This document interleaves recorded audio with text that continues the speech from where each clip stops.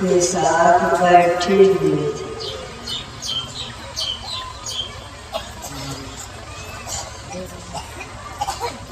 कुछ चर्चा हो रही थी, कुछ बोल रहे थे, सुन रहे थे। भगवान इसी सिलसिले में बोले, सुनो, बहुत पूर्व की बात सुनाता।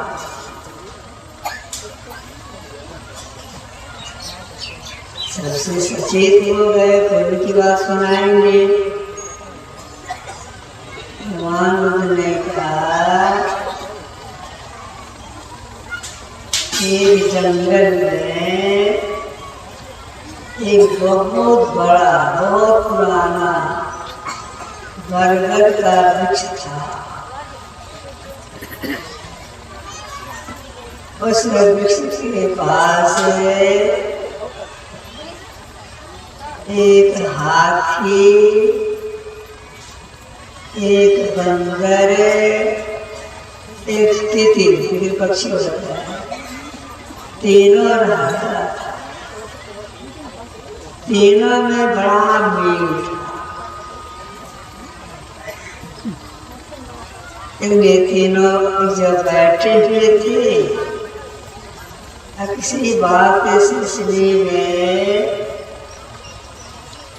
बंदर ने हाथी से पूछा, भाई हम लोग यहाँ रहते हैं, मिलजुल के रहते हैं, कभी आपस में बात नहीं करते हैं, लेकिन हम लोग के अंदर में एक कमी है। हाथी ने पूछा, क्या कमी है?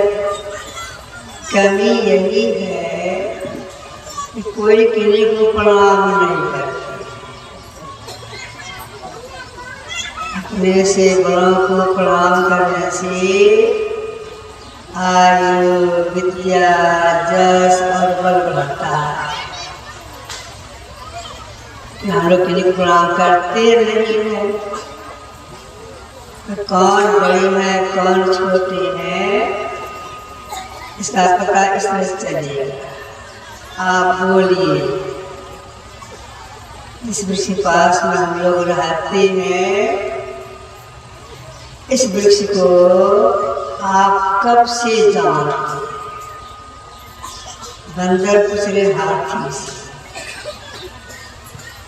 हाथी ने भाग लेते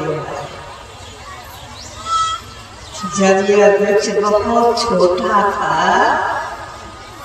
तो कभी कभी मैं यहाँ घास चरने के लिए आता था।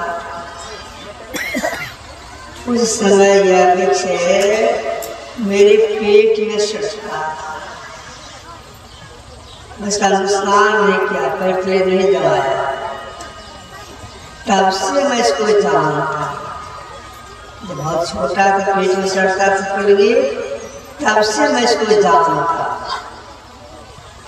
मतलब बहुत इसे जानते हैं इस वृक्ष को। तब हाथी ने पूछा बंदर से, अब आप बताइए, आप इस वृक्ष को कब से जानते हैं? बंदर ने कहा,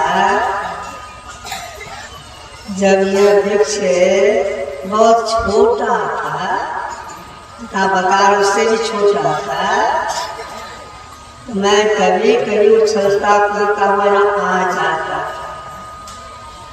धरती पर बैठ करके इसके फुलनी को खाता। तब से मैं जानता। बंदर बड़ा हो गया। तब बंदर ने पूछा तीतीर से, अब आप बोलिए, इस वृक्ष को आप कब से जानते हैं? तो तीतीर पक्षी ने कहा, जहाँ भी हम लोग रह रहे हैं, यहाँ से कुछ दूर में एक जंगल और था। वहां भी एक वृक्ष था बरगद का। उसके फल को खाया, उड़ता हुआ यहाँ आया। यहाँ आकर के मैंने बिटकिया पकाना किया, उस यह वृक्ष बना है। तब से मैं जानता। तीतीर बड़ा हो गया। इतना कहने के बाद तब भगवान बुद्ध ने कहा, अब सुनो,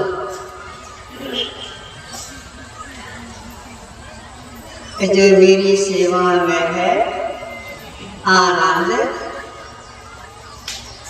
यही उस समय में हाथी जोनी में था, हाथी था। यह जो मेरा बड़ा शिष्य है सारिपुत्र, यही उस समय में बंदर था। तीतीर तो मैं ही था। अब देख, तीतीर अपने से कह रहे हैं, तीतीर तो मैं ही था। भगवान को तीतीर जोनी में था। गुरुदेव की वाणी में बोली है, पशु पक्षी कृमि आदि की जोनि में भर बहुबार। मतलब क्या हो, हम लोग जीव हैं, सृष्टि काल से अनेक प्रकार के शरीरों में गए, कुछ दिन ठहरे, फिर शरीर का त्याग कर, शरीर धारण करने में, कुछ दिन ठहरने में, शरीर त्याग करने में जीव को बड़ा कष्ट होता है। जब 1000 भिक्षु के डंक के बराबर जीव को कष्ट होता है, तब जीव एक शरीर का परित्याग करता है। बहुत कष्ट होता है। अगर कोई कष्टों से बचना चाहते हैं तो महापुरुषों का कहना है, उन्हें एक काम करना। कौन सा काम करना होगा? काम यह है, अगर वो अपना पहचान कर ले तो फिर संसार में से धारण करने के लिए उसको नहीं आना। यही एक तो अपना पहचान करते। हम लोग अपने शरीर का पहचान करते हैं। मेरा शरीर काला है, गोरा है, सांवला है, आदि। अपने कैसे है? जितनी उम्र के हो गए पहचानते हैं अपने को। मेरा स्वरूप कैसा है? नहीं पहचान। अपना पहचान हो जाए वह जीव फिर पूरे संसार में जन्म लेने के लिए नहीं आएगा, माँ के पेट में नहीं जाएगा, दुखों से वो छूट जाएगा। यह जीव अपना पहचान अपने से करता है। कब करता है? जब यह जीव, हम लोग जीव है, यह जीव बिल्कुल अकेला हो जाता, तब यह जीव अपना पहचान कर लेता। तो आप कहेंगे यह बहुत आसान काम है, घर के अंदर चले जाएंगे, किवाड़ खिड़की बंद कर देंगे, अकेले हो जाएंगे, अपना पहचान हो जाएगा? नहीं, यह शरीर का अकेलापन होगा, जीव अकेला होगा। मतलब क्या? यह जीव 14 इंद्रियों के संग में है। 14 इंद्रियों में से एक इंद्र साथ में नहीं रहे तब हुआ अकेला।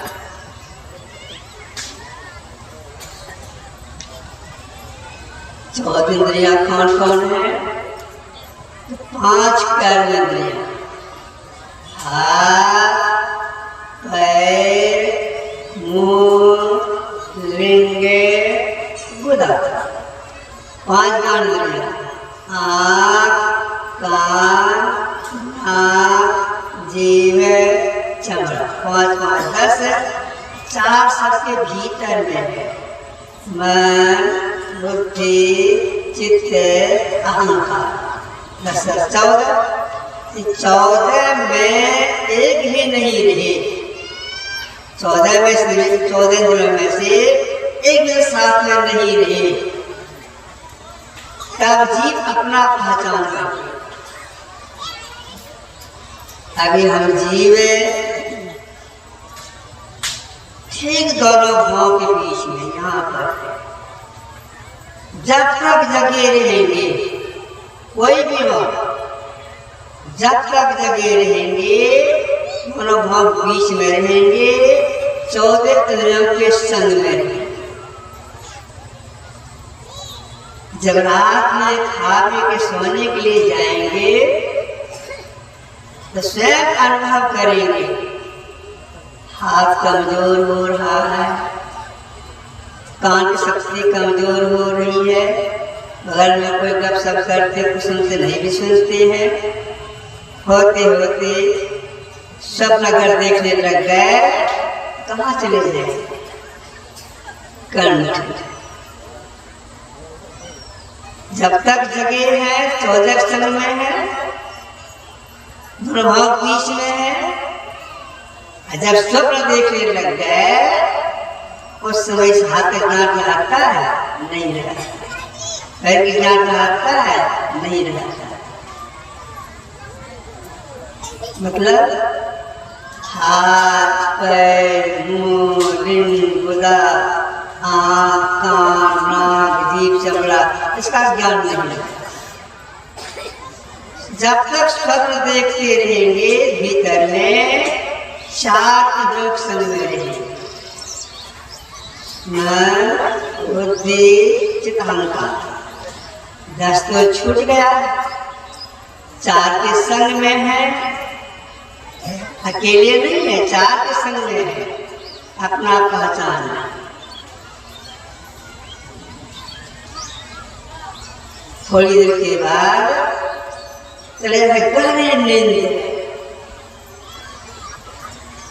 जब जगते हैं साथी से बोलते हैं, परिवार लोगों से बोलते हैं, आज खूब सोया। अब तो भाई वहाँ बेहोश थे, गंदे में थे, तो जान कैसे गए? खूब सोया।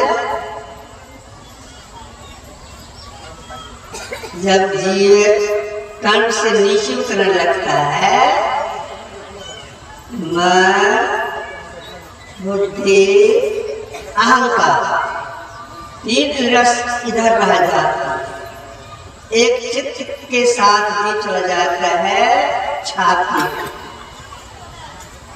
तो छाती में जाने पर एक इंद्र साथ रह जाता है, बाकी 13 छूट या एक भी नहीं रही, तब जीव अपना पहचान, तब संसार नहीं आएगा। अब एक से अलग होने के लिए क्या करना पड़ेगा? घंटे तो चले गए तो होश वासना कुछ कर भी नहीं सकते हैं, एक के संग में है, अब क्या करेंगे? तो महापुरुषों ने कहा 4 दिनों से अलग होना, लेकिन 4 दिनों से अलग होना है, इसके पहले 10 दिनों से अलग होना है, कुछ करना पड़ेगा। इसके लिए क्या करना पड़ेगा? अंतर साधन में एक नाम का जप करना होगा, नाम संबंधी रूप का ध्यान करना होगा, अनुमर्शन करना होगा। इसके बाद ये जो 2 आंखें हैं, दोनों आंखों से दिशा निकल रही है, समग्र रेखा निकल रही है, इसको एक करना होगा, सटाना होगा। कैसे सटाना होगा? तो गुरु बता, यहाँ देखिए, इतनी दूरी पर देखिए, सिमटिका से देखिए, आ जाए, गुरु बता देते। जहाँ निशाना बता दे, फिर कोई निशाना लगाना चाहिए। निशाना लगाते लगाते दिशेदार अपने आप टकरा के जब एक होती है, सटती है, जैसे सटती है, प्रणाम का यह हो जाता है 5 कर्मेंद्रियां, हाथ, पैर, मुंह, रिंग, गुदा, 5 कर्मेंद्रियां, आँख, कान, नाक, जीभ, चमड़ा, एक 5 कर्मेंद्रियां छूट जाती है। अब 4 के संग में, 4 से अलग होने के लिए बार बार सुनिए, एक बार भी 4 से अलग होना होता है। अब इसके लिए क्या करना? इसी के लिए महापुरुषों ने कहा कि चौथी क्रिया करनी पड़ेगी। इसी को महापुरुषों ने कहा नादान संधान, आपकी खोज, जिनकी दिशा सच जाती है, वे अपने अंदर में बहुत शब्दों को सुनती हैं। इसको महापुरुषों ने कहा अनहद शब्द, किसके साथ रह के सुनते हैं? भीतर की 4 इंद्रिय संग्रह करके सुनती हैं। मन, बुद्धि, चित्त, अहंकार साथ रह करके भीतर में अनहद नाम को सुनती हैं।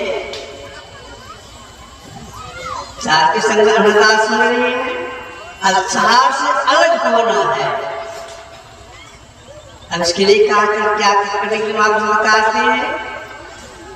उस अनाहत शब्द में एक शब्द है अनाहत, जो बिना ठोकर को उत्पन्न हुआ है। उसी शब्द से सारी सृष्टि बनी है। एक शब्द सब कुछ किया, ऐसा समृद्ध सोच, आगे पीछे तो करे जो बन ही ना हो। इस शब्द की पकड़ जब हो जाएगी तो 4 इंद्रियां जीव का संग छोड़। यह काम कहाँ पर होता है?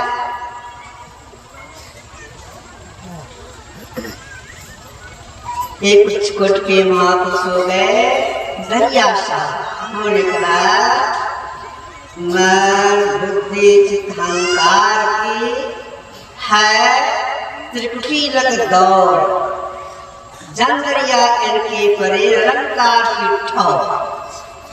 ये जो भीतर 4 इंद्रियां हैं, इसकी दौड़ त्रिकुटी तक। त्रिकुटी क्या हो गया? सहस्र कमल ज्योति करे झलमल, त्रिकुटी में सूर्य उगे। अंधकार के बाद सबके अंदर प्रकाश है, वह सूक्ष्म मंडल है। सूक्ष्म मंडल के अंतर्गत सूर्य का दर्शन होता है। ऐसा खाना जहाँ सूर्य का दर्शन होता है वही स्थान त्रिकुटी है। त्रिकुटी में सूर्य उगे हो, यहाँ तक चारों की दौड़ है। जिनको जैसा अनुभव हुआ ऐसा बोले वैसा लिखे।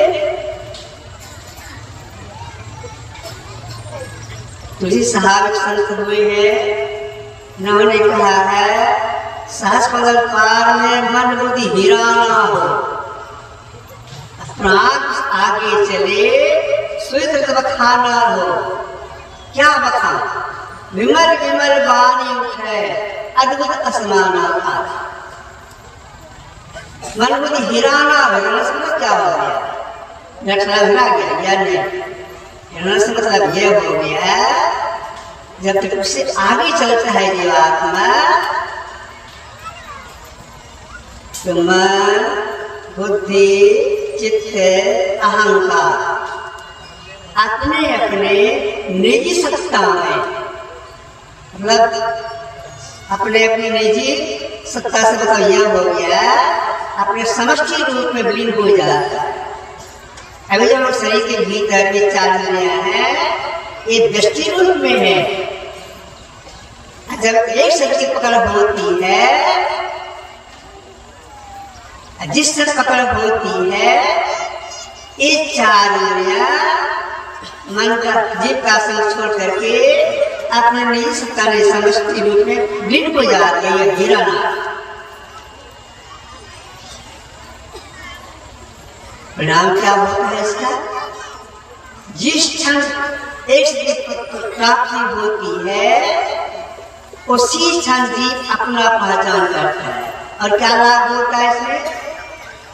यह जीव पूरा पूरा जग जाता है, त्रैताप से मुक्त हो जाता है। तुलसी जागे जाए तिहु ताप ताए रे। कैसे? राम नाम सुचि रुचि सहजे सुहारे।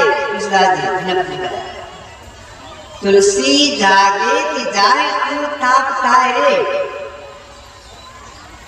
जब राम नाम साथ एक से प्राप्त जी का पूरा पूरा जगना होता है, 3 बार पूरा पूरा जगता है तब बड़ा पहचान करता है जग करके। पहला जगना कहाँ पर होता है? जो मानस मानस जो करने लगते हैं सदर करके सदर करने पहुँच हो जाता है। शास्त्र कर झलमल यहाँ पहला जगना, त्रिकुटी में दूसरा जगना और एक शक्ति प्राप्ति में तीसरा जगना। जीव पूरा पूरा जग जाता है और दैहिक भौतिक त्रेता का नाश हो जाता है और संसार फिर नहीं आता। क्यों नहीं आता है? अपना पहचान हो गया। जो अपना पहचान कर लेता है अपने अंश का पहचान हो जाता है। हम जीव अंश है, परमात्मा अंशी है, अपने अंश से मिलकर के एक में हो जाता है। यह काम मनुष्य जीवात्मा कर सकता है। शरीर गाय में जीव है वो बेचारी नहीं कर सकती है, इसको ध्यान नहीं है। हम मानव कर सकते हैं। अब कब तो करेंगे सफलता मिलेगी? कल भी मैं कहा ब्रह्मोत्त में देखिए जो महापुरुष होते हैं देखा तो देखो हम भी ब्रह्मोत्त में जग के ध्यान करते हैं, तुम लोग भी करो। भगवान कृष्ण महायोगेश्वर थे। भागवत पुराण में आया है ब्रह्मे मूर्ति उत्थान वर्षमागम दध्यक्ष करने आत्मानं संशय परम। भगवान ब्रह्ममुहूर्त में जब जाते थे, कुलासन करते थे, पैर हाथ धोते थे, अपने आत्मा का ध्यान करते थे, हमने तल्लीन हो जाते थे। उनके दिल में जितना रोमा था, प्रत्येक रोमा आनंद से खिल जाता। तो हम लोग को भी ब्रह्म मुहूर्त में जग करके नमस्कार करना चाहिए। जो ब्रह्म मुहूर्त में जग के नमस्कार करते हैं, उनके ऊपर महापुरुषों की दया होती है। अभी आपसे स्मरण कर रहे थे, उसको मैं थोड़ा सा सुधार देता। गुरुवाहा ने लगभग 11 वर्ष का देखो पागल विराजमान गुरुदेव का निवास स्थान, कमरे से आए बुलाने टहलने के लिए टीमर हाथ में लाठी लिए टहलते ही पहले तरफ गए, उधर टहलते दक्षिण की आ रही थी। जो गए उनके पकड़ देखेंगे वो बीच में रामदेव के बीच में बगल में निवास के बगल में कुर्सी रखी हुई है। जब कुर्सी के पास आए जब टहलते हुए तो दक्षिण तरफ से उसी समय एक सत्संगी गए, चेहरा के अपने प्रणाम किए, इसके बाद खड़े हो गए और हाथ जोड़ के गुरुदेव से निवेदन करने लगा। ऐसे करके ध्यान करने में मन लगे, दया की जाए। गुरुदेव को देखते ही बोलती हैं कि देखो जी, मेरी दया तुम्हारे पास जाती है और तुम सोए रहते हो, लौट आती है। वे भोर में ध्यान नहीं करते थे। मैं पूछा नहीं आप कहाँ तक रहने वाले, लेकिन सत्संग की थी। तो ब्रह्म मुहूर्त में जब ध्यान करने से दया आती है, उनकी दया से साधक अपने अंदर में प्रवेश करता है। उस समय ध्यान नहीं करते हैं, सोए रहते हैं। तो चंद्रदास जी महाराज ने कहा कि जागे ना पिछले घर, करैन गुरुमत जा, मुँह फाड़े सर्वत रहे, ताकू लागे पाप। उसको पाप लगता है। तो पाप भागीदार काहे के लिए बनेंगे? ब्रह्मचर्य के ध्यानाभ्यास करेंगे। इसको अमृत मेरा कहा गया है। इसमें करने से बहुत जल्द तरक्की होती है। क्यों? शांत वातावरण रहता है, सो के उठे सचेष्ट है, करने में मन लगता है। तो ब्रह्मचर्य की जरूर ध्यान करना चाहिए। ध्यानाभ्यास करने में मन लगे उस समय, याद रखिए। सो के उठे तो बैठ गए, तब मन नहीं लगेगा। सो के उठे पहले गुरुदेव को प्रणाम किए, मन प्रणाम करेंगे। सौ से लगे या नहीं लगे, चला जाना चाहिए। जब बैठेंगे तब से पेट से गैस की जरूरत नहीं, उल्लास करेंगे, मन फ्रेश हो जाएगा। तब जो बैठेंगे तो मन लगेगा, आँगी नहीं लगेगी। तो फ्रेश होकर बैठने का कोशिश करना चाहिए। स्नान करके आए हैं और काम नहीं, जैसे स्नान किए माथा ठंडा हो गया, ध्यान करना चाहिए। संध्या काल में करना चाहिए। देखिए हम लोग धर्मशास्त्र में पढ़ते हैं, सुनते हैं, संध्या काल में ध्यान करना चाहिए। बुद्धि की सेवा वर्ष रहने का मौका लगा। अपराह्न काल में 3 बजे अपराह्न में रामायण पाठ हमसे करवाते थे गुरुदेव। रामायण पाठ के बाद जाते टहलने के लिए, टहल के जब आते थे संध्या काल में, अपने शंकर के आसमान में बैठते थे, मैं बैठा देता था, उसे बैठा देता था, पानी ले आता था। गुरुदेव को हम कुछ संशय वाले में मिल करके क्लास में करा देते थे, पैर धो देते थे। उसमें बैठ करके गुरुदेव ध्यान करती थी। अति वृद्ध है, संध्या का समय है, बैठ के ध्यान करती थी। क्यों ध्यान करती थी? प्रेरणा देने के लिए। देखो हम ध्यान से तुम लोग ध्यान करो। जब देव बैठ जाते हम लोग भी बैठ के ध्यान करते थे। जब ध्यान हो जाता था तब इसके बाद गुरुदेव संत स्तुति गुरु विनती या करते थे, हम लोग भी करते थे साथ में। गुरु विनती के बाद गुरुदेव एक संस्वानी गाते थे। इसके बाद और साथ में आने वाले के लिए एक एक करके गवाते थे, तब आरती होती थी। तो संतवानी क्यों गवाते थे? क्यों गाते थे, क्यों गवाते थे? इसलिए कि संतवानी गाने से, सुनने से प्रेरणा मिलती है ध्यान करने की। इसलिए हम लोगों को भी यह नमूना लेना चाहिए कि संध्या काल में इसमें उपासना कर लेंगे, उसका संतुष्टि करेंगे, विनती करेंगे और एक दो संतवानी गा लेंगे, नहीं का दूसरे से गवा कर सुन लेंगे, आरती करेंगे, इसके बाद भोजन करेंगे। सोने से थोड़ा सा कर लेना चाहिए कि बुरा सपन नहीं। जो सोने के समय बैठ के हो या लेट के हो थोड़ा करते हैं, अच्छा स्वप्न होता है। अच्छा स्वप्न में क्या होता है? जो महाराज का दर्शन कर रहे हैं, उनकी सेवा कर रहे हैं, महापुरुषों का दर्शन कर रहे हैं, सत्संग कर रहे हैं, आदि बढ़िया बढ़िया स्वप्न हो। स्वप्न में महापुरुषों का दर्शन आध्यात्मिकता का सूचक है। अजागृति अब से होगी, इसलिए बैठ कर या लेट के हो जब ध्यान करते सोने का प्रयास करना चाहिए। यह जानकारी कहाँ मिलती है? यह जानकारी सत्संग से प्राप्त होता है। करने की प्रेरणा सत्संग से प्राप्त होता है।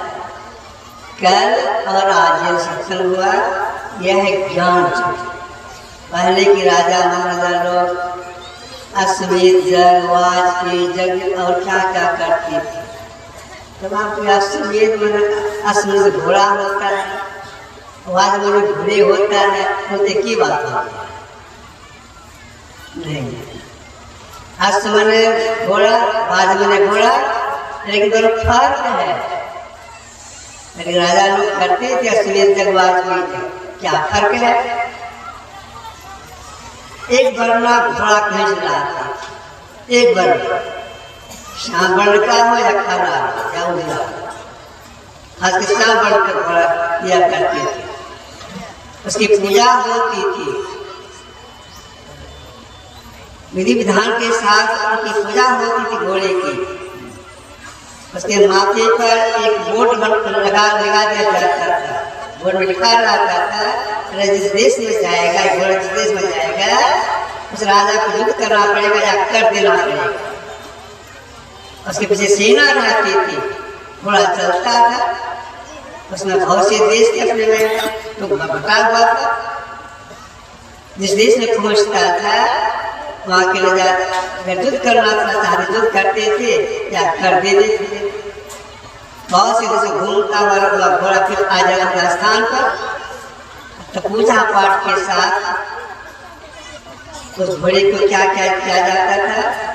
जो जगकुंड है, अग्निकुंड, जगकुंड, उसमें उसको हवन किया जाता, उन्हें जलाया जाता, उसे धुआं निकलता था। जग करने वाले धुआं सूंघते थे, इससे पुण्य की प्राप्ति होगी स्वर्ग में। यह हो गया अश्वमेध। वाजपेयी क्या है? जो घोड़ा जलाया गया जल के समाप्त हो गया। जब राख ठंडा होता था उस राख में चैन किया जाता था। एक हड्डी मिल जाए तो खोजते खोजते अगर थोड़ा सा हड्डी मिल गया, घोड़े का हड्डी, उस हड्डी से फिर घोड़ा तैयार होता। अच्छी सी मंत्र बुलाते थे, भरसक बुलाते थे, बहुत खर्च होता था, अरबों खरबों। उस हड्डी से घोड़ा तैयार होता था। फिर वह बड़ी पूजा पाठ करके उसी तरह छोड़ा जाता था। और फिर लौट के जब आकर उसको अग्निमाहुति दी जाती थी। यह वाजपेयी जगह ऐसे लोग करते राजा महाराज करते थे तो पुण्य की प्राप्ति कुछ होता, सुख प्राप्ति होता था। जो ये कल और सत्संग है, सत्संग यह ज्ञान जग, ज्ञान जग समझ कुछ भी नहीं है। ज्ञान जग में जो सहयोग प्रदान करती है किसी भी तरह से, तन से, मन से, धन से या वचन से महात्मा का संचय करती है। इस सत्संग में जो सहयोग प्रदान किए हैं इसी तरह से बहुत पुण्य का संचय किए हैं। फिर भी मैं गुरुदेव से प्रार्थना करता हूँ सबका विकास हो, बहुत उन्नति हो, यहाँ का संपन्न हुआ। श्री सद्गुरु